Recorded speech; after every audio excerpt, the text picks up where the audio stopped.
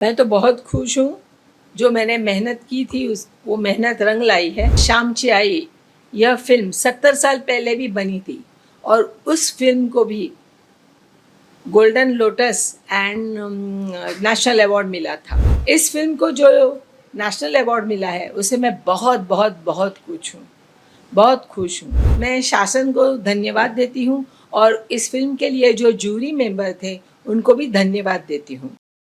Congratulation आपको इस film के लिए नेशनल अवार्ड मिला है। क्या कहेंगी कि कितना ज़्यादा रियलिस्टिक लग रहा है? कैसा लग रहा है आपको?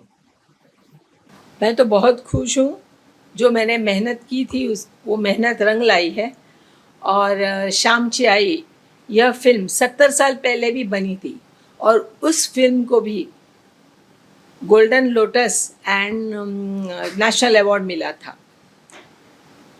इसका कारण ये है, मैं समझती हूँ कि आप देखो, माँ और बेटे का प्रेम या माँ और बेटी का प्रेम कभी कम नहीं होता है, भले वो 70 साल पहले हो, आज हो या 70 साल बाद हो। इसलिए ये सब्जेक्ट हमेशा अपनी भूमि पे, परदेश में, सब जगह पे ये सब्जेक्ट हमेशा रहने वाला है। इस फिल्म को जो नेशनल अवार्ड मिला है, उसे मैं बहुत बहुत बहुत बहुत खुश हूँ। इसलिए सबसे पहले मैं शासन को धन्यवाद देती हूँ और इस फिल्म के लिए जो जूरी मेंबर थे, उनको भी धन्यवाद देती हूँ, क्योंकि आज तक इस फिल्म के लिए मोर देन 100 अवार्ड्स तो मिले हैं, मगर बेस्ट फिल्म का अवार्ड सिर्फ 2-3 अवार्ड फंक्शन में मिला था। उस वक्त मुझे बहुत खंत होती थी कि क्या इस फिल्म में कमी थी, जो जूरी मेंबर थे उनको कौन सी चीज़ अच्छी नहीं लगी, क्यों नहीं इस फिल्म को अवार्ड मिल गया। क्योंकि फर्स्ट दिन से मुझे मालूम था इस फिल्म को अवार्ड मिलने वाला ही है, क्योंकि जिस तरह से मैंने ये फिल्म बनाई थी, उसमें कहीं भी झूठापन नहीं था। रियलिटी के पास कैसे जाएगी, इसका ख्याल किया गया था। और मेरा जो डायरेक्टर था सुजय डहाके, वो बहुत ही बेहतरीन डायरेक्टर है, उसे बहुत अच्छा काम किया है। इतना ही नहीं, बल्कि इसके जो कलाकार थे, सब कलाकारों ने भी बहुत मेहनत की थी। एक एक कलाकार ने, छोटे से छोटे कलाकार ने भी बहुत मेहनत की है इसके लिए। हर एक व्यक्ति का कंट्रीब्यूशन है। मैं मेरे सारे टीम का भी धन्यवाद देती हूँ। मैम, इस फिल्म की कहानी के बारे में बात की जाए तो मतलब ये कहानी शायद किसी नॉवल से इंस्पायर्ड है और इससे पहले भी इसके ऊपर फिल्म बन चुकी है, जैसा आपने कहा। तो वो कहानी के मद्देनजर जब आप ये फिल्म बना रही थी, तो किस चीज़ का ध्यान रखा गया था? और बुक से इंस्पायर्ड है तो कितनी लिबर्टी मिली आपको बुक से अपने आप स्टोरी करने की? मतलब देखिए, 70 साल पहले साने गुरुजी ने ये किताब लिखी थी, शामची आई। फिर अत्रे साहब ने इस पर फिल्म बनाई, बहुत ही बेहतरीन फिल्म बनी थी, इसीलिए तो उसको इतना अवार्ड मिला उस वक्त भी, 70 साल पहले भी। जब मैंने फिल्म बनाई तो मैंने कोई ऐसा लिबर्टी ज़्यादा नहीं ली। जो ओरिजिनल फिल्म थी, ओरिजिनल जो कथा थी, उसको धक्का नहीं दिया, उसी को रख के उस फिल्म में वो शाम जो है, वो 7-8 साल का तक की दिखाया गया था, उसकी कहानी बताई गई थी। मगर मेरे फिल्म में साने गुरुजी 35 साल के हुए हैं, इतना दिखाया, मीन्स आगे की कहानी मेरे फिल्म में दिखाई गई है। और जहाँ तक हो सके, जो ओरिजिनल कथा थी उसको ज़रा भी हमने धक्का नहीं लगाया, उसी को दिखाया गया। मैम, शूटिंग के दौरान जो ऑथेंटिसिटी दिखाई गई है प्रॉप्स में, हर चीज में, तो उसके लिए आपको किसी चीज ने किस चीज ने सबसे ज्यादा मोटिवेट किया? क्या पर्सनल कनेक्शन है इस कहानी से? पर्सनल कनेक्शन तो नहीं है, मगर माँ तो सबके लिए पर्सनल होती है, सबके लिए माँ तो, माँ का प्यार तो होता ही है। तो ये एक माँ के प्रति श्रद्धांजलि मैं समझती हूँ। और वहाँ पे वो फिल्म 200 साल पुरानी कहानी है, तो हमने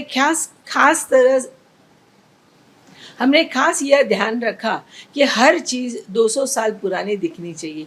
जो घर हमने शूटिंग के लिए लिया था, वो घर भी 200 साल पुराना था, मगर क्योंकि हम लोग ने बहुत बहुत रेकी की, हर कोई भी घर जो अच्छा लगता था, तो घर में इलेक्ट्रिक कनेक्शंस बहुत थे। ज़मीन, पहले जो मिट्टी की ज़मीन होती थी, वहाँ पे पूरी फर्श लगी हुई थी, तो बहुत दिक्कत हुई। पूरा कोकण हमने छाया 8-10 दिन, बाद में ये घर हम लोग को मिला जहाँ पे मिट्टी की ज़मीन थी।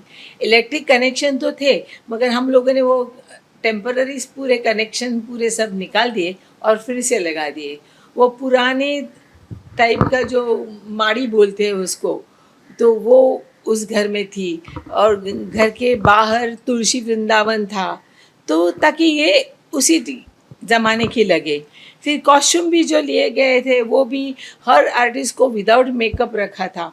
फिर सिर्फ हेयर स्टाइल या कपड़ों का स्टाइल उस ज़माने में जैसा था वैसे रखा था। बर्तन वगैरह सब हमने चोर बाज़ार से लिए थे, फर्नीचर भी चोर बाज़ार से लेके पुराने लेके वैसे सेट लगाए थे।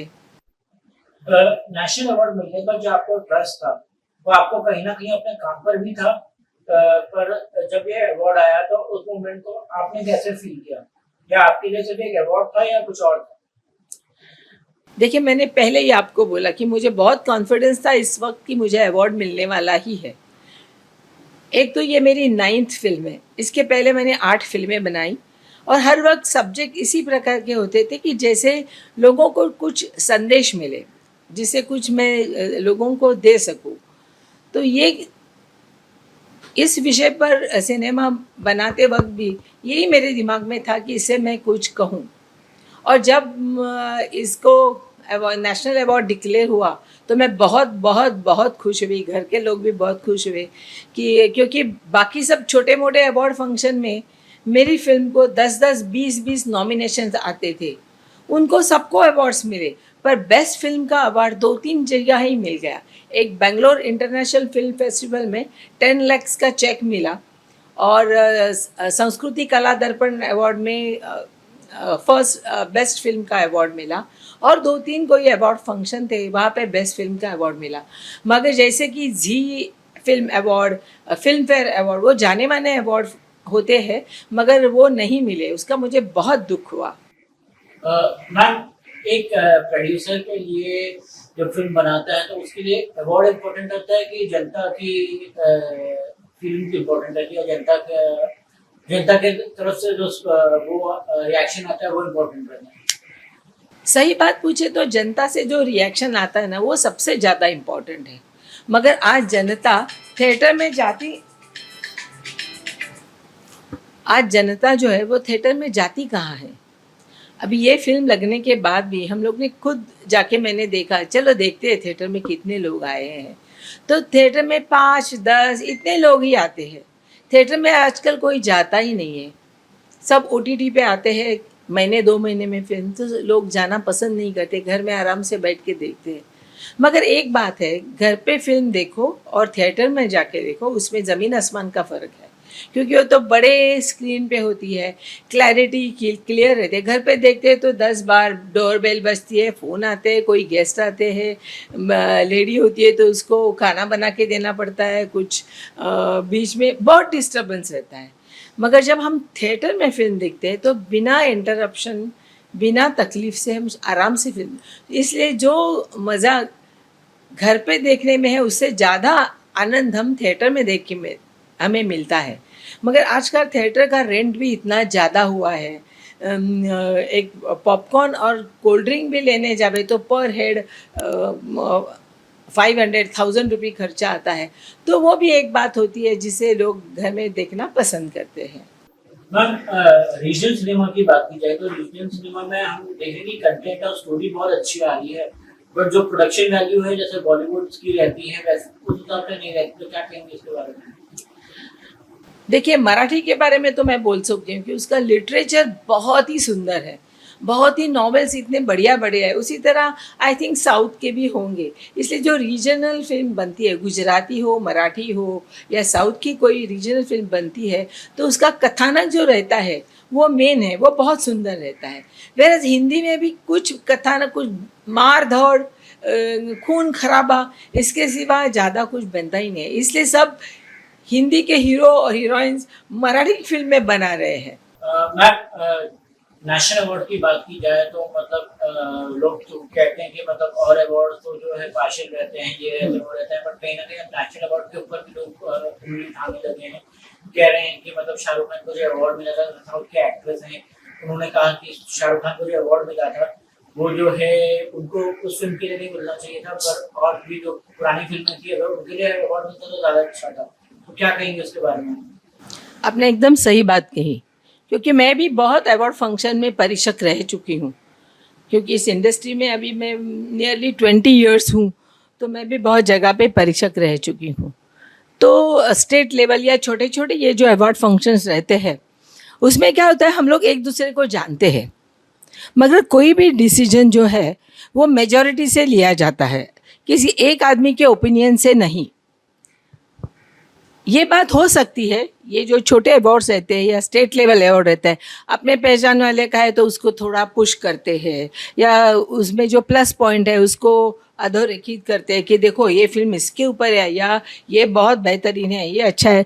इस तरह से कोई थोड़ा फ्रेंड हो तो पुश करते हैं, वरना ऐसे तो नहीं होता है, ऐसे मुझे लगता है। और नेशनल लेवल पे तो बिल्कुल नहीं होता है।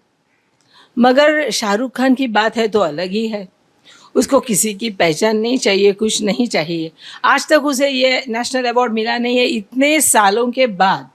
तो पता नहीं लोगों को लगा होगा कि इसको अभी देना चाहिए, इतने सारे उसने फिल्में की है, इतने सालों से वो है। अगर ये अवार्ड उसे और कोई फिल्म के लिए मिलता, उसकी पुरानी फिल्में 101 है पहले जो उन्होंने किए है, वो उस फिल्म के लिए होता तो कोई डाउट नहीं करता, कोई बोलता नहीं था। मगर ये फिल्म के लिए उसको नेशनल अवार्ड मिला, इसलिए थोड़ा लोगों के मन में शासंकता पैदा हुई है। अदरवाइज शाहरुख खान वो एक बेहतरीन कलाकार है, तो मुझे लगता है कि ही डिज़र्व्स, अभी तो उसको नेशनल अवार्ड मिलना चाहिए। वो कौन से फिल्म के लिए ये अवार्ड मिला, वो तो वादादित है। मैम एक और चीज जानना चाहेंगे आपसे कि मतलब आप रीजनल सिनेमा इतनी 8 से 9 फिल्म बना चुके हैं मराठी में, तो कहीं ऐसा कुछ हुआ कि बॉलीवुड में प्रोड्यूस करने का कुछ मन हुआ आपका, या डायरेक्ट करने का कुछ ऐसा? इच्छा तो थी, मगर मैं महाराष्ट्रन होने की वजह से मुझे मराठी फिल्में बनाने में ही बहुत इंटरेस्ट है। मैम अगर आगे चल के कभी कुछ मन हुआ या कुछ प्लान हुआ ऐसा, तो कौन सा एक्टर्स को आप लेना चाहेंगे? शाहरुख खान है, सलमान है, आमिर है, अक्षय है, अजय देवगन है, किस एक्टर को आप ज़्यादा पसंद करती हैं? मैं तो शाहरुख खान को पसंद करती हूँ, मगर फिल्म का जो थीम रहेगा, उसको जो कैरेक्टर ठीक लगेगा उसी को मैं लूँगी। शाहरुख खान की फ़ैन हूँ या सलमान खान की या इसकी फ़ैन तो मैं धर्मेंद्र जी की भी हूँ, विनोद खन्ना की भी हूँ। तो अगर मेरे फिल्म में उनके लिए करेक्ट कैरेक्टर हो तो मैं उनको लूँगी, फ़ैन है इसलिए नहीं। मैम लास्टली हमने सुना है कि आप इंडस्ट्रियलिस्ट भी हैं, तो इंडस्ट्रियलिस्ट से फिल्मों का सफर कैसे हुआ, आप अगर बताएंगे इसके बारे में? हमारी केमिकल इंडस्ट्रीज़ है, मेरी एक फैक्ट्री है अमृता इंडस्ट्रीज़ करके, हम लोग केमिकल बनाते हैं, मैन्युफैक्चर करते हैं। मगर मैं पहले दूरदर्शन पे 24 साल मराठी न्यूज़ पढ़ती थी, इसलिए पहले से मैं ग्लैमर के वर्ल्ड में थी। वो छूटने के बाद मैंने सोचा कि मैं लॉयर भी हूँ, तो 3-4 साल मैंने लॉ की भी प्रैक्टिस की। फिर देखा कि चलो केमिकल इंडस्ट्री में ट्राई करूँ। मगर एक बार आदमी को जब मेकअप लग जाता है, किसी को भी, मैं ही नहीं किसी को भी लग जाता है, तो बाद में ऐसा लगता है कि यही क्षेत्र में मैं कुछ काम करूँगी। और फिर टीवी पर इतने सालों से होने के बाद मुझे उसका बहुत शौक़ था, तो मैंने सोचा क्या करूँ, तो मैंने फिल्म इंडस्ट्री में पदार्पण किया। मैम लास्टली क्या मैसेज देना चाहेंगे अपने फैंस पर? आने वाला प्रोजेक्ट्स क्या है? 2-3 मन में है आने वाले प्रोजेक्ट, पर अभी फ़िलहाल तो मैं ये जो नेशनल अवार्ड मिला है उसका आनंद लेना चाहती हूँ, इसलिए उसके बारे में सोचने ही हूँ। अभी एक 3-4 महीने तो जाएंगे इसमें, उसके बाद में मेरे नेक्स्ट प्रोजेक्ट पर मैं काम करूँ। 3-4 प्रोजेक्ट मेरे मन में है।